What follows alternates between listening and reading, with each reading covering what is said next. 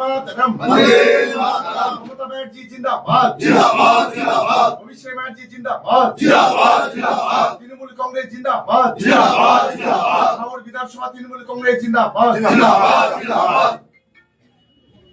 আজকে আপনারা দেখছেন যে আমার পাশে হযরত দাঁড়িয়ে আছে। ও নারায়ণপুর অঞ্চল নয়, ভাঙড় বিধানসভার আইএসএফ এর যে বিধানসভা কমিটি আছে তার একজন অন্যতম সদস্য এবং নারায়ণপুর অঞ্চলের কেশিয়ার। আজকে আনুষ্ঠানিকভাবে ও এবং ওর সঙ্গে যারা আছে আনুষ্ঠানিকভাবে আমাদের সঙ্গে দলে যোগদান করলো।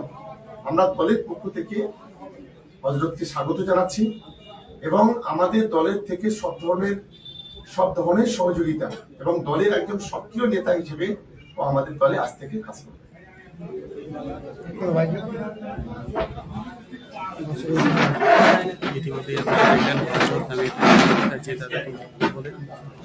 তিনি নারায়ণপুর গ্রাম পঞ্চায়েত নারায়ণপুর অঞ্চলের কোষাধ্যক্ষ ছিলেন আইএসএফ এর। আজ আইএসএফ ছিলেন তিনি নারায়ণপুরে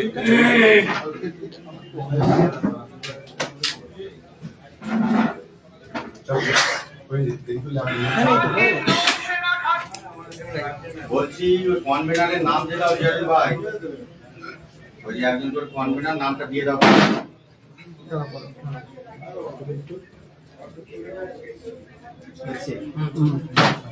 দাদা আজকের আমি ভাঙড় বিধানসভাতে আইএসএফ এর একজন সক্রিয় কর্মী তৃণমূলে যোগদান করলেন। মূলত আইএসএফ এর কি দল থেকে কেন আমাদের দলে নিয়ে আসতে হচ্ছে এই 26-এর ভোটের আগে? দেখুন, আইএসএফ এর যারা কর্মী আছে, যারা নেতা আছে, তারা উপলব্ধি করেছে যে গত 5 বছরে ভাঙড়ের কোনো উন্নয়ন নেই। তাই আজকে মমতা বন্দ্যোপাধ্যায়ের যে উন্নয়ন এবং অভিষেক বন্দ্যোপাধ্যায়ের সেনাপতিত্বের যে লড়াই, সেই লড়াইয়ে সামিল হওয়ার জন্য আজকে তারা তৃণমূল কংগ্রেসে যোগদান করছে। তাদের লক্ষ্য একটাই, ভাঙড়ের উন্নয়ন।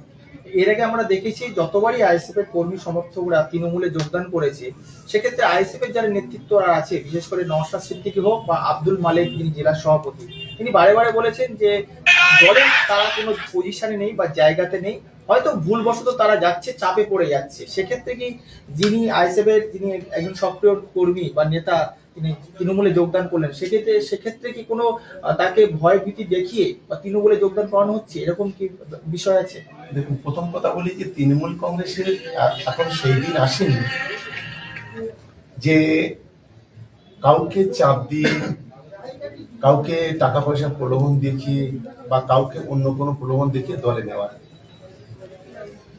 আসলে প্রত্যেকটি রাজনৈতিক দলে যারা নেতা কর্মী থাকে তারা কাজ চায়, তারা উন্নয়ন চায়।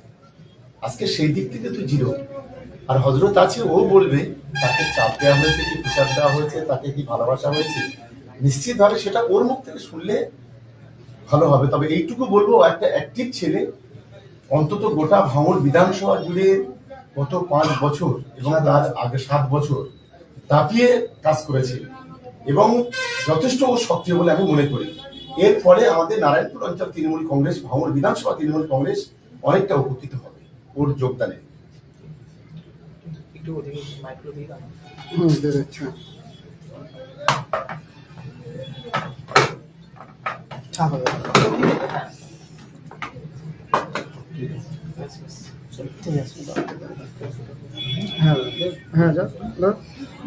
হঠাৎ করে তৃণমূলে কেন যোগদান 2026-এর ভোটের আগে আইএসএফ ছিল? তার আগে একটা কথা বলি, এ পর্যন্ত অনেকেই আইএসএফ থেকে তৃণমূলে এসেছেন। আপনারা কোনদিন শুনেছেন যে গ্রামের লোক সেই ছেলেটা অন্য দলে যাওয়ার কারণে কান্নাকাটি করেছে? আজকে সকাল পর্যন্ত আমার গ্রামের মানুষ, প্রচুর মানুষ কান্নাকাটি, ভালোবাসা, যে আইএসএফ দলে থেকে আমি যে ভালোবাসাটুকু মানুষের মধ্যে যে বন্টন করতে পেরেছি, আজকে আমি সেটা সার্থক হয়েছি। তবে সবার কাছে আমি ক্ষমা প্রার্থী। আমি মানুষের স্বার্থে এসেছি, আইএসএফ ছেড়ে তৃণমূলের। আমি যেমন আইএসএফ এর থেকে মানুষের স্বার্থে কাজ করেছি, আগামী দিন তৃণমূল কংগ্রেসের থেকে তার তো বেশি আমি কথা দিচ্ছি তাদের হয়ে কাজ করবো। হঠাৎ করে তৃণমূলের দলে তৃণমূলে আসার কারণ এই হচ্ছে, আমি দলের মানে কি বলা যায়, দলে আমি প্রচন্ড 7 বছর ধরে কাজ করছি, কিন্তু আমি দলের শিকার হয়ে গেছি। শিকার মানে কিরকম, আমি অক্লান্ত পরিশ্রম করছি। হয়তো আমাকে মিডিয়াতে খুব কম দেখবেন বা স্টেজে আমি কম দেখবেন, আমি স্টেজ নেতা হতেও চাই না। আমি কর্মীদের মনে আমার জায়গা তৈরি করে গেছি। নারায়ণপুর অঞ্চলে কোনো কর্মী আজ পর্যন্ত আমার বিরুদ্ধে কথা বলে, আমি বিশ্বাস করি আজকে তৃণমূল কংগ্রেসে এসেছি, কেউ আমার বিরুদ্ধে কথা বলবে এরকম কোন একটা মানুষ আমি তৈরি করে আসিনি।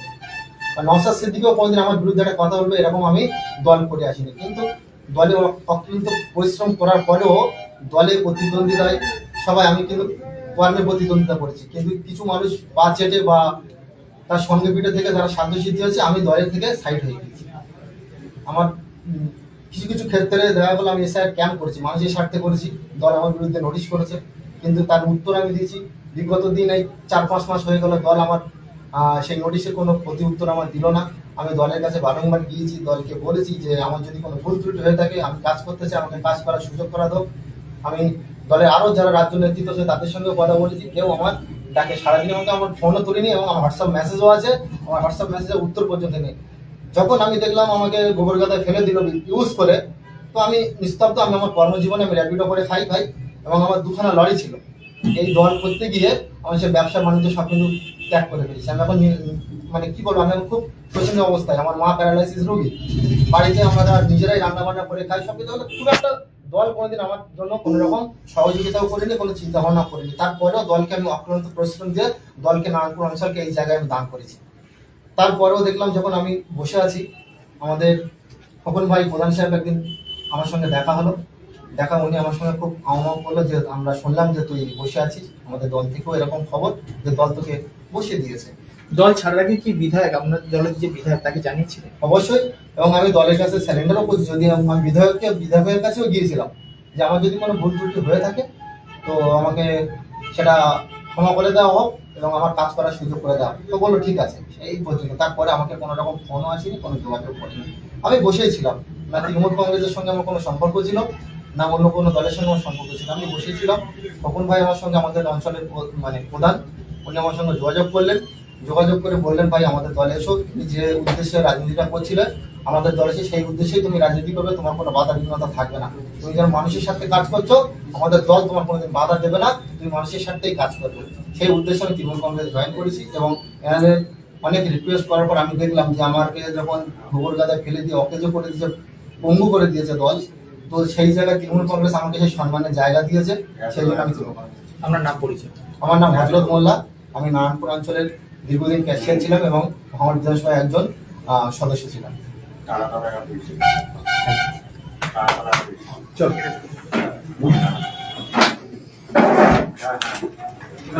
বিধানসভা জুড়ে গত 5 বছর এবং তার আগে 7 বছর দাপিয়ে কাজ করেছে এবং যথেষ্ট সক্রিয় বলে আমি মনে করি।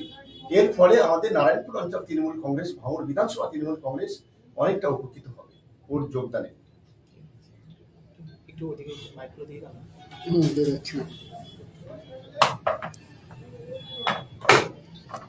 ছাপ হবে।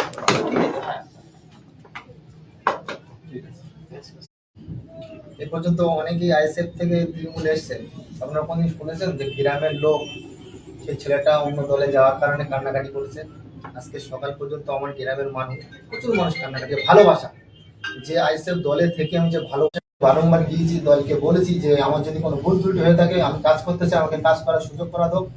আমি দলের আরও যারা রাজ্য নেতৃত্ব আছে তাদের সঙ্গেও কথা বলেছি, কেউ আমার ডাকে সারাদিনের মধ্যে আমার ফোনও তুলিনি এবং আমার হোয়াটসঅ্যাপ মেসেজও আছে, আমার হোয়াটসঅ্যাপ মেসেজের উত্তর পর্যন্ত নেই। যখন আমি দেখলাম আমাকে গোবর গাদায় ফেলে দিল ইউজ করে, তো আমি নিস্তব্ধ, আমি আমার কর্মজীবনে আমি র্যাপিডো করে খাই ভাই, এবং আমার দুখানা লরি ছিল। এই দল করতে গিয়ে আমি সে ব্যবসা বাণিজ্য সব কিছু ত্যাগ করে ফেলেছি। আমি এখন মানে কি বলবো, আমি এখন খুব শোচনীয় অবস্থায়। আমার মা প্যারালাইসিস রোগী, বাড়িতে আমরা নিজেরাই রান্না বান্না করে খাই সব কিছু। খুব একটা দল কোনোদিন আমার জন্য কোনো রকম সহযোগিতাও করিনি, কোনো চিন্তা ভাবনা করিনি। তারপরেও দলকে আমি অক্লান্ত পরিশ্রম দিয়ে দলকে নারায়ণপুর অঞ্চলকে এই জায়গায় আমি দান করেছি। তারপরেও দেখলাম যখন আমি বসে আছি, আমাদের খোকন ভাই প্রধান সাহেব একদিন আমার সঙ্গে দেখা হলো।